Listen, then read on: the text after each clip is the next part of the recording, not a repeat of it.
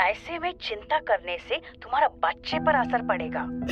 मैंने सोचा था शुभ्रा के बारे में मैं तुम्हें नहीं बताऊंगी, लेकिन फिर लगा कि तुम दोनों इतना क्लोज फ्रेंड्स है तो किसी और से पहले तुम्हें ये सब जानने का हक है, इसीलिए। अयाना की आंखों से आंसू बहे जा रहे थे। माँ से बात करने के बाद अयाना शुभ्रा को याद करके रोती रही। अभिरूप के ड्यूटी से लौटने पर अयाना ने उसे बताया कि कैसे बुरी किस्मत ने उसकी दोस्त को मौत के घाट उतार दिया। अभिरूप ये सुनकर स्तब्ध रह गया। उसे शुभ्रा का हंसता हुआ चेहरा याद आया जब वो उनकी शादी में आई थी। जैसे जैसे दिन बीतते गए, अयाना शुभ्रा के बारे में सोच सोचकर और परेशान होती गई। अयाना को बिल्कुल अंदाजा नहीं था कि उसके दरवाजे पर दुर्घटनाओं ने दस्तक देना शुरू कर दिया था। दिन बीतते गए और 4 जून 2004 की तारीख आ चुकी थी। शाम 6 बजे अभिरूप ऑफिस से जल्दी घर आया और अपना सूटकेस पैक करने लगा। आप कहीं जा रहे हैं?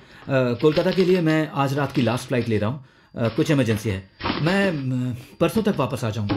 इतना जल्दी, ऐसे अचानक? क्या हुआ है? मैं भी आपके साथ आना चाहती हूँ, मुझे अकेला मत छोड़ो। अयाना, अलीपुर में हमारे घर का कुछ स्ट्रक्चरल डैमेज हुआ है। अचानक छत टूट गई और जब ये सब हुआ तो सर्वेंट्स सारे ग्राउंड फ्लोर पर थे, बस माँ और बाबा फर्स्ट फ्लोर पर थे। सर्वेंट्स ने उन्हें पास के कमांड हॉस्पिटल में एडमिट कराया है।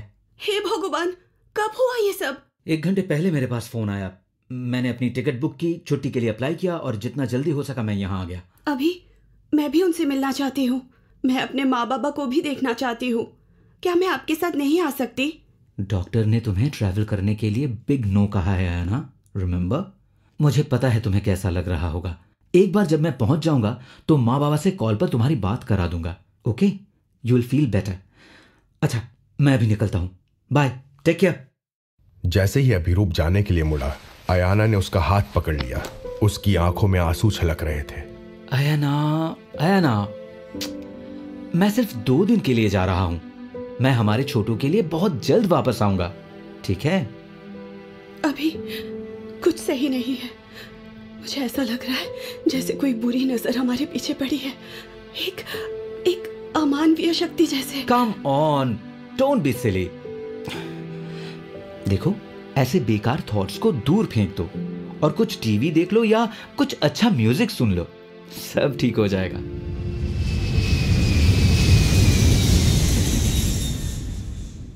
अयाना प्रेगनेंसी के बाद अपनी जिंदगी में शुरू हुई अजीब दुर्घटनाओं से बेचैन थी। अभिरूप के कोलकाता पहुंचने के बाद अयाना ने अपने ससुराल वालों से बात की। वो लोग अब खतरे से बाहर थे। अयाना के शरीर में अजीब सेंसेशन होने लगी थी। भूख, एसिडिटी और दर्द ने उसे परेशान कर दिया था। रात में पेन किलर लेकर अयाना अपने बेड पर लेट गई। आधी रात में उसे एक धीमी और भयानक आवाज सुनाई दी जो किसी अनजान भाषा में कुछ कह रही थी।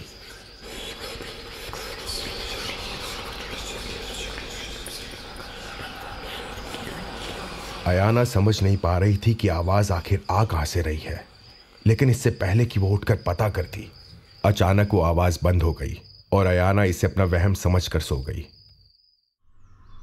एक फ्लफी सफेद बिल्ली स्नोबेल अक्सर अयाना से मिलने आती थी। वो उसे कभी मछली देती तो कभी दूध। जब भी वो घर में आती, अयाना स्नोबेल की अच्छी देखभाल करती थी।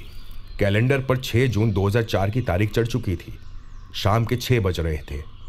अयाना ने स्नोबेल के लिए 1 कप दूध रखा और अभिरूप को एयरपोर्ट से लेने के लिए निकल गई। लेकिन जब वो लौटे तो स्नोबेल पीछे के दरवाजे के पास पड़ी मिली। उसके शरीर में कोई हरकत नहीं थी, आंखें खुली थी और गुलाबी जीभ उसके मुंह से बाहर लटक रही थी। स्नोबेल को ऐसी हालत में देख के अयाना घबरा गई। अभिरूप ने बिल्ली को ऊपर नीचे अगल बगल हिलाकर देखा, लेकिन उसका शरीर ठंडा पड़ चुका था। बिल्ली के शरीर पर कोई खून या घाव का निशान नहीं था। उसकी ऐसी हालत देखकर अयाना की आंखों से आंसू बहने लगे। क्या हुआ है इसको अभी? अयाना की बात का कोई जवाब दिए बिना अभिरूप बिल्ली के आसपास देखने लगा। पास ही में फर्श पर कुछ सफेद बूंदें दिखाई दी, जिन्हें देखते ही अयाना अभिरूप के पास आई।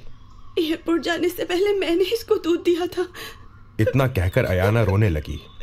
अभिरूप ने अयाना को शांत कराया और पॉलीथिन के ग्लव्स पहनकर बिल्ली की लाश उठाने लगा। दूध ताजा था अभी, मैंने बचे हुए दूध से एक कप चाय बना के भी पी थी। मैंने बेचारी छोटी चीज को मार डाला। अभी ऐना, मत रो ऐना। ऐना, नहीं, तुमने नहीं किया। सुनो सुनो, मेरी बात सुनो। इसने कहीं और से कोई पॉइजनस चीज खा ली होगी और हमारे पोर्च में आकर ये मर गई होगी। That's the only logical explanation I could think of. Abhirup और उसके गार्डनर ने मरी हुई बिल्ली को बगीचे के दूसरे छोर पर दफना दिया। इस घटना के बाद अयाना और ज्यादा शांत रहने लगी। जैसे जैसे दिन बीतते गए उसकी उदासी डिप्रेशन में बदल गई। थोड़े ही समय में हुई इन 3 घटनाओं ने अयाना को बेचैन कर दिया था और मां बनने की खुशी अब उसके चेहरे से गायब हो चुकी थी।